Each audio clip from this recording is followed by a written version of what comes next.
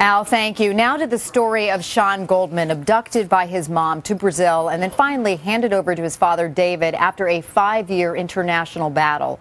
At the time, we could only guess what he was feeling. But now, in an exclusive interview with Meredith Vieira, the boy caught in the crosshairs of all the controversy opens up about his confusing ordeal and all of its painful repercussions. He was at the center of a case that sparked such an international firestorm, it reached the highest levels of both the U.S. and Brazilian governments. At the age of 4, Sean Goldman was abducted to Brazil by his mother and abruptly cut off from his father with no explanation of why. When he was 8, his mom died. But even then, his Brazilian family tried to keep him there, never telling him that his distraught dad had been fighting all along to bring him home. Nobody told you. NBC chronicled his dad's 5-year struggle, traveling with him to Brazil on many of the 15 trips he made, trying to get his son back, watching as the bitter legal wrangling took its toll. Why won't they just let me go home with him? But Sean had no idea how hard his dad was fighting. And when his Brazilian relatives were finally ordered to hand him over, Sean just looked bewildered and terrified. And you're a little boy. 9 years old. That was 2 years ago. Since then, as father and son have tried to heal, David has fiercely guarded Sean's privacy. But now, in an exclusive interview for Dateline, Sean talks openly about his confusing ordeal and all its painful repercussions. Did you understand what was going on during that period at all, Sean? From what I remember, I was confused. In what way? Like, what's going on? Where's my dad? It must have hurt you then. It must have been that confused and not know what was going on. Well, yeah, but I didn't want to be like a loner, so I had to kind of tuck the feelings away and try to live with the situation that you had? Yeah. Is that what you did, do you think? Tuck the feelings away? Yeah. But even now, as the little boy who learned to suppress his feelings reestablishes his bond with his dad, his family in Brazil is still fighting for him. You almost make this look easy, and I'm sure it hasn't been the past couple years. Not at all. At all. I mean, well, the past couple of years, kind of, because my dad has been very helpful, but the 5 years weren't really easy. What's the difference? Tell me what made the 5 years hard versus now. Now I have a guide. A guide? My dad. He's a guide, and I don't know how to explain it. It's just this bond. That's why here it's easier, because I have my dad. And David Goldman joins us now. Good morning, David. Good to see you again. I know Sean's in school today. No getting off school to be here for us. But I see a little boy who's really grown up a lot in that time and able to really express himself.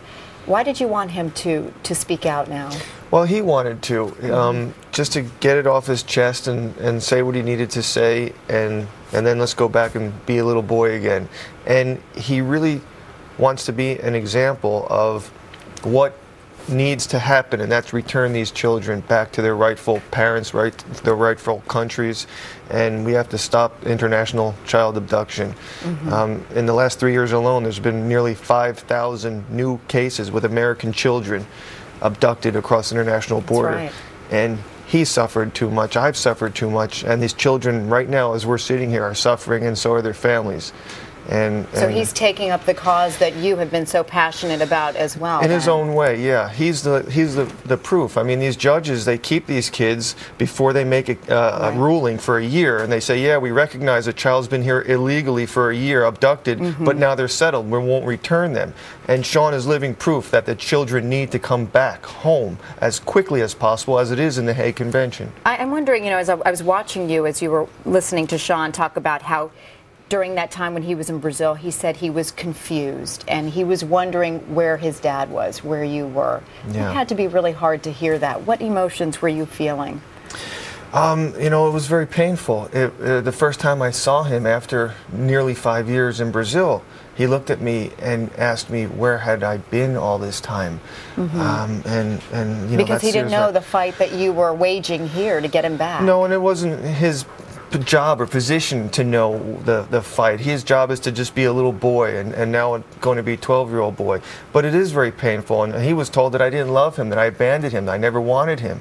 And then he became afraid to even ask, because it was the answers that he got were just too painful. So he had to just succumb to the abductor, who are very manipulative and narcissistic and very cruel. It's nothing short of child abuse. There is still a legal battle being waged on two fronts, here in the U.S. as well in Brazil. In Brazil, Sean's grandmother, Silvana Ribeiro, and his stepfather, João Paulo Lins da Silva, are appealing the decision that allowed him to come here in the U.S. And Silvana's also filed a suit here in the U.S., and that is, saying she's appealing a ruling which denied a request for visitation. And she says that her human rights are being violated because she hasn't been allowed to visit with her grandson. What do you want to say to that? Well, she's been allowed. From the beginning, when Sean and I returned, before she started these lawsuits, we tried to open up a dialogue and communication on how she can participate and take a good role, as a good, healthy role in Sean's life.